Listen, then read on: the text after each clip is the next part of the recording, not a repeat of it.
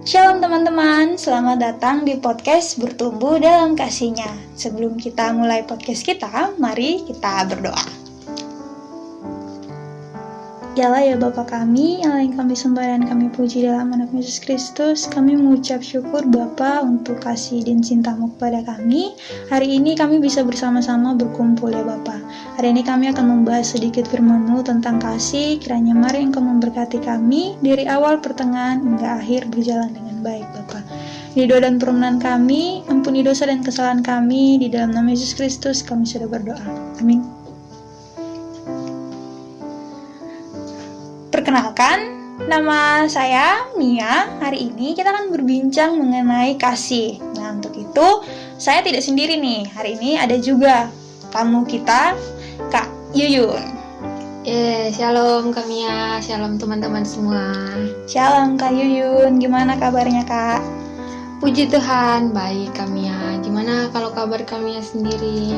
Puji Tuhan, baik juga Kak. Nah, ngomong-ngomong nih, tadi kan udah dibilang nih bahwa tema hari ini tentang kasih.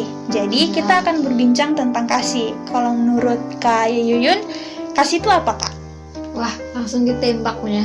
Oke, kasih ya. Menurutku kasih itu gimana? Cakupannya luas sih Kak Mia.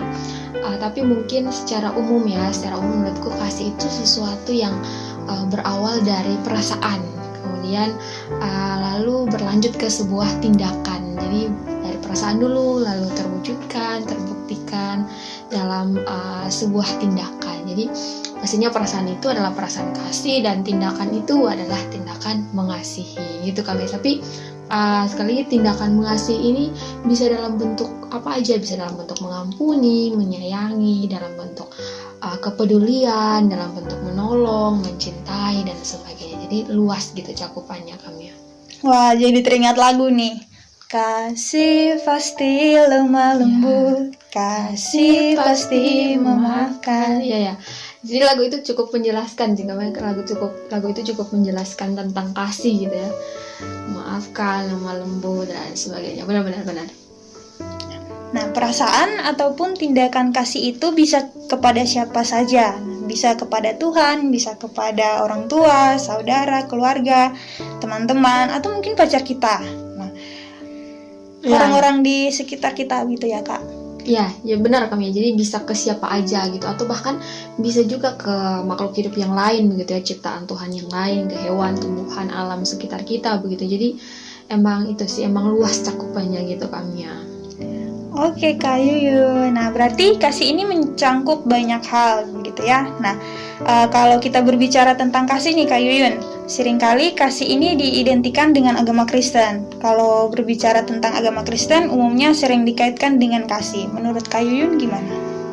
Ya benar sekali. Jadi banyak pandangan yang banyak orang-orang tuh mengaitkan kasih dengan kekristenan ya. Tapi sebenarnya kan semua agama pastinya punya ajaran tentang mengasihi ya kan ya. Jadi mungkin menggunakan istilah yang lain, mungkin tidak menggunakan kata kasih, tapi setidaknya ajaran untuk berperilaku baik, ajaran untuk mengasihi kepada sama manusia, kepada alam, kepada Tuhan itu pasti ada begitu kan di setiap agama. Tapi mungkin kalau di agama Kristen mungkin lebih secara khusus nih menempatkan kasih itu sebagai ciri dalam kekristenan. Kasih itu sebagai hal yang identik dalam kekristenan gitu kan ya sih sebenarnya. Jadi tapi juga kalau kita lihat juga mungkin yang mempengaruhi kenapa banyak pihak yang mengidentikan agama Kristen dengan kasih itu juga mungkin karena ada ayat-ayat Alkitab kan nih kami yang terkenal gitu kan dari kitab suci umat Kristen tentang kasihilah musuhmu, tentang mengampuni sebanyak 70 kali 7 gitu kan, tentang jika ditampar kemudian berikan lagi pipi yang satunya gitu kan. Kemudian ada juga tuh yang hukum utama kan tentang adalah kasihilah Tuhan Allahmu, dan kemudian hukum yang kedua yang sama dengan itu adalah kasihilah sama manusia seperti dirimu sendiri. Jadi mungkin karena ini juga karena memang ada ayat-ayat yang terkenal tentang kasih dari kitab suci agama Kristen, jadinya banyak orang juga memandang kasih itu identik dengan kekristenan begitu kami. Berarti memang kasih itu menjadi ciri khas dalam agama Kristen ya Kak?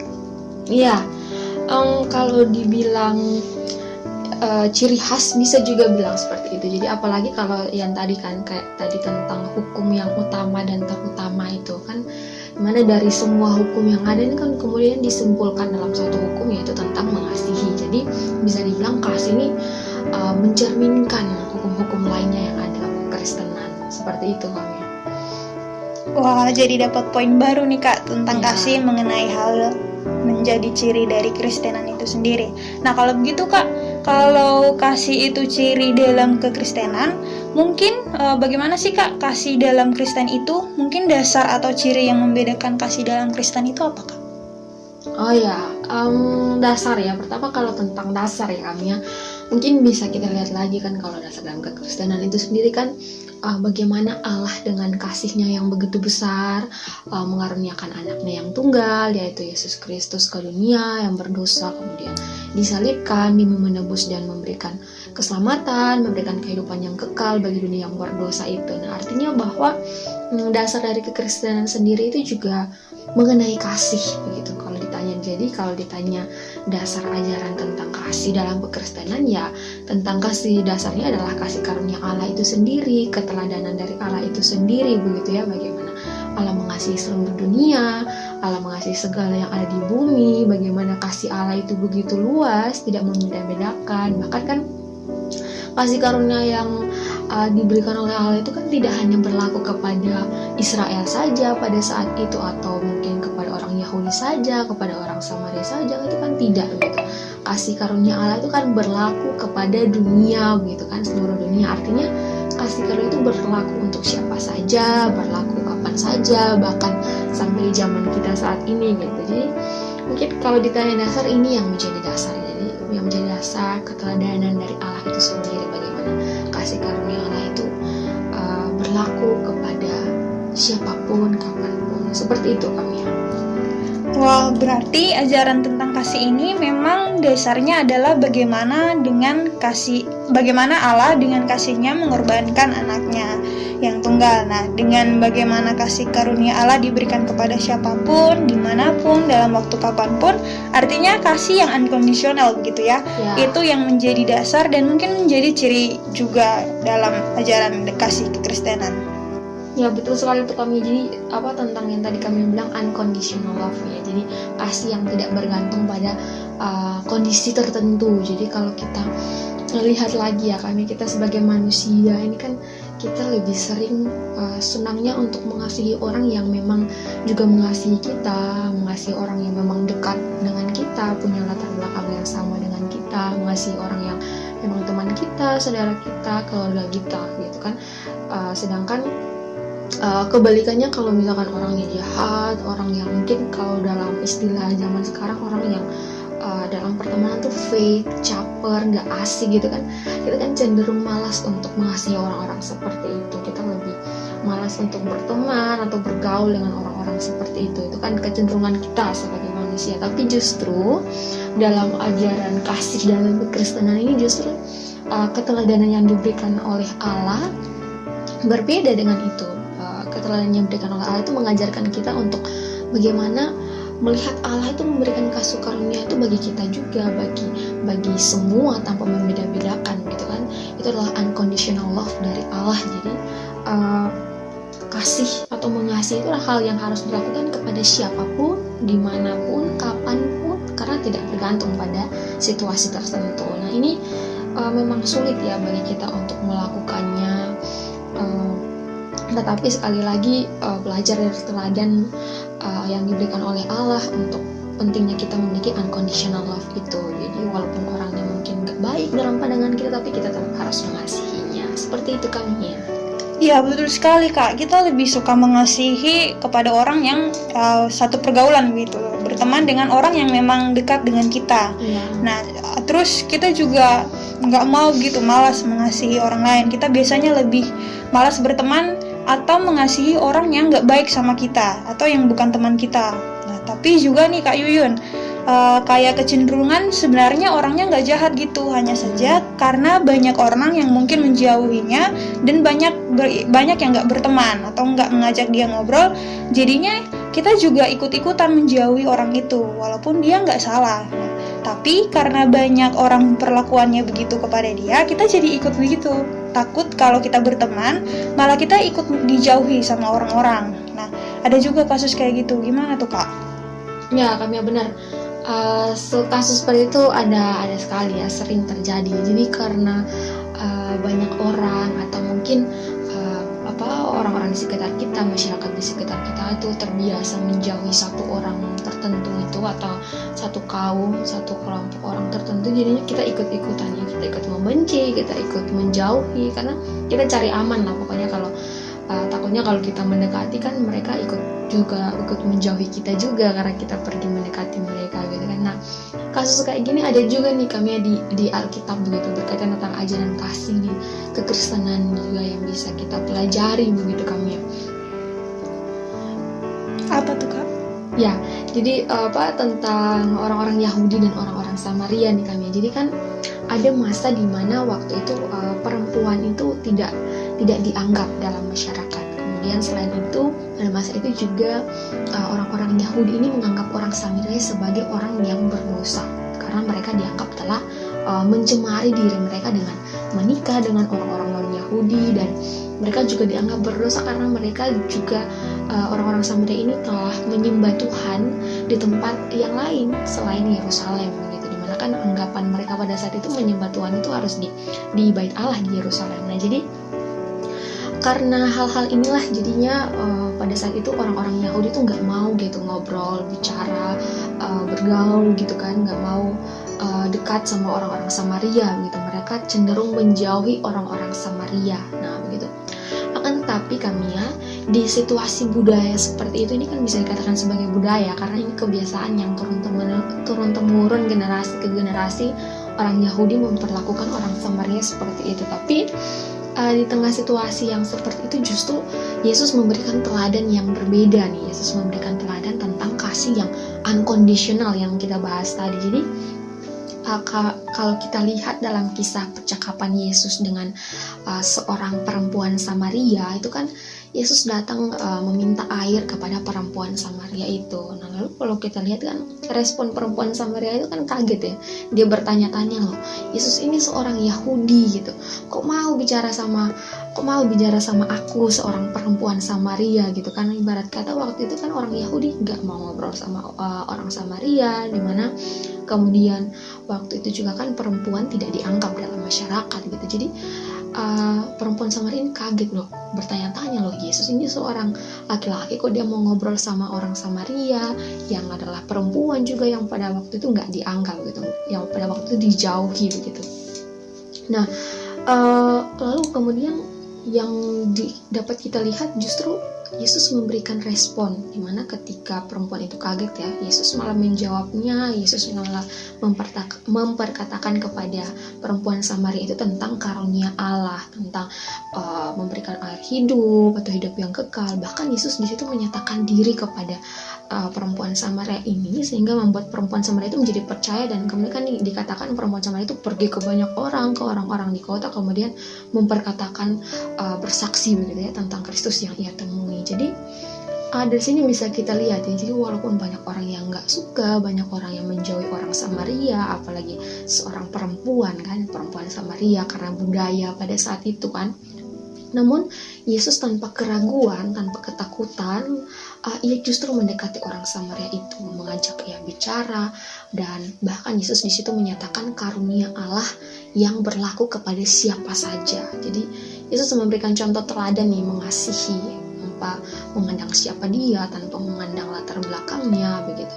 Tapi balik lagi, Yesus memberikan teladan untuk mengasihi tanpa bergantung pada kondisi. Seperti itu kami ya. Wah, banyak hal ya yang bisa kita dapatkan mengenai kasih dalam kekristenan ini.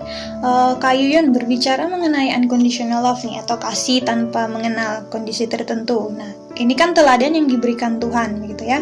Akan tetapi tentu sangat sulit untuk kita lakukan, apalagi kita anak muda nih, anak remaja. Kita kan punya ego yang besar. Nah, kamu siapa, aku siapa gitu. Kita nggak peduli sama orang lain. Agak sulit untuk menerapkan unconditional love ini. Nah, gimana menurut kakak? Gimana kita memulai atau langkah awal untuk mengasihi dengan tanpa bergantung pada kondisi tertentu? Ya, Oke, kami. Jadi kalau bicara tentang hal-hal benar, ajaran-ajaran yang ajaran-ajaran Alkitab begitu yang diteladani atau diajarkan oleh Tuhan kita Yesus Kristus berarti kan ini pastinya selalu berlawanan dengan ego kita ya, berlawanan dengan kemanusiaan kita begitu. Jadi ibarat kata kan roh penurut tapi daging lemah. Jadi jika ingin melakukan hal yang benar, ingin hidup taat, melakukan apa yang diajarkan atau diteladani oleh Tuhan Yesus Kristus ya, mungkin kita bisa mulai dengan bersedia untuk melepas ego kita, melawan kemanusiaan kita sendiri, melawan diri kita sendiri dari ego dan keinginan kita untuk tidak ingin mengasihi orang lain gitu ya. Jadi kalau kita lihat dalam Alkitab itu kan juga dibilang bahwa jikalau seorang berkata aku mengasihi Allah dan ia membenci saudaranya, maka ia adalah pendusta. Karena barang siapa tidak mengasihi saudaranya yang dilihatnya, tidak mungkin mengasihi Allah yang tidak dilihatnya. Jadi dari ayat ini bisa menjadi pengingat nih buat kita. Jadi kalau kasih kepada Allah dan kasih kepada sesama itu kan harus beriringan, harus bersamaan jalannya. Jadi kalau kita mengatakan bahwa kita udah ibadah, kita udah hidup taat, kita mengasihi Allah, tapi nyatanya kita masih memiliki ego untuk dia nggak baik kok, dia fake, dia nggak asik, malas temenan sama dia, malas kalau harus mengasihi dia. Nah gimana kalau kita masih memiliki ego? Itu kan sama aja. Tuhan bilang berarti kita tidak mengasihi Allah juga. Jadi harus beriringan. Jadi kita harus melepas ego itu untuk kita bisa melakukan atau memiliki unconditional love itu. Nah, seperti itu kami. Wah, iya benar. Makasih Kak Yuyun. 1 Yohanes 4 ayat 20 ini bisa menjadi pengingat nih untuk kita bahwa mengasihi Allah dan mengasihi sesama dengan unconditional love itu beriringan begitu ya. Dan kalau misalkan ego yang menjadi penghalang untuk melakukan itu, ya kita harus berani melawan ego itu, melawan diri kita atau melawan ketakutan kita. Nah, belajar juga nih dari Yesus yang berani melawan kebiasaan saat itu, yaitu kebiasaan menjauhi orang Samaria. Tetapi Yesus justru berani berbicara dan menyatakan kasih karunia kepada orang Samaria itu. Iya betul tuh, betul sekali kami. Jadi kayak lagu ya, aku mulai dari diri sendiri gitu. Jadi kita mulai dari diri sendiri kita untuk berani melawan ego, berani melakukan hal yang benar yang Tuhan ajarkan gitu kan. Kayak tadi juga yang sudah kita bilang bahwa mengasihi ini kan cakupan yang luas, bisa kepada siapa aja, bisa dalam bentuk apa aja gitu kan. Kita bisa mulai dengan orang-orang di sekitar kita, dengan mengasihi teman-teman kita, mengasihi orang-orang tanpa membeda-bedakan, kemudian bisa juga mengasihi dalam bentuk memaafkan teman atau dalam bentuk sabar kepada saudara kita. Biasanya kan kalau dalam hubungan persaudaraan kakak adik itu kan sering ya ada konflik yang beranteman gitu kan di rumah gitu. Bisa mulai juga mengasihi dengan dalam bentuk peduli sama orang tua, taat, dengar-dengaran sama orang tua, juga guru gitu kan kalau dinasihati, kalau diberitahu, atau mungkin dalam bentuk peduli kepada orang-orang lain selain teman, selain saudara, selain keluarga gitu, tapi kepada orang-orang lain juga gitu ya.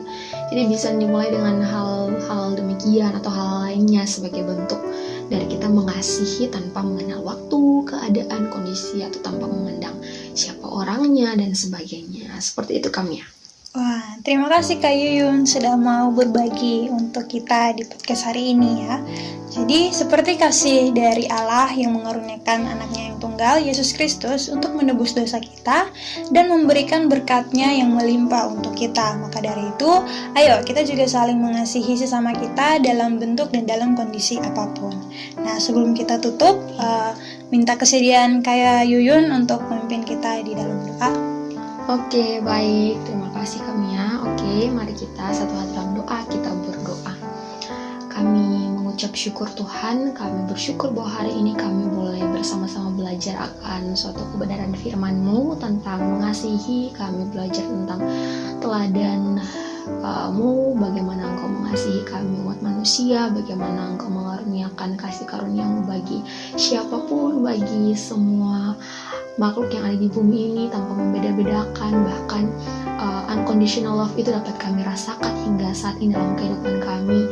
Dan saat ini kami belajar untuk bagaimana kami juga menerapkan unconditional love itu dalam kehidupan kami. Bagaimana kami bisa mengasihi orang-orang di sekitar kita, kami bisa memiliki kasih yang tanpa memandang siapa orangnya, tanpa memandang latar belakang orangnya, tapi kami bisa memiliki kasih yang tidak bergantung pada kondisi itu ya Tuhan. Ajar kami untuk bisa melepaskan ego, keinginan daging dalam diri kami sendiri, untuk kami lebih sungguh-sungguh melakukan, menghidupi unconditional love yang telah Tuhan teladankan bagi kami dalam kehidupan kami sebagai murid-murid Kristus yang mau belajar, yang mau untuk bertumbuh di dalam kasih Kristus. Terima kasih Tuhan, ini yang menjadi doa dan harapan kami sampaikan ke dalam nama Tuhan Yesus Kristus. Ampuni dosa dan pelanggaran kami Bapa. Haleluya, amin. Amin. Nah, sampai jumpa di podcast kita selanjutnya. Tuhan Yesus memberkati kita semua.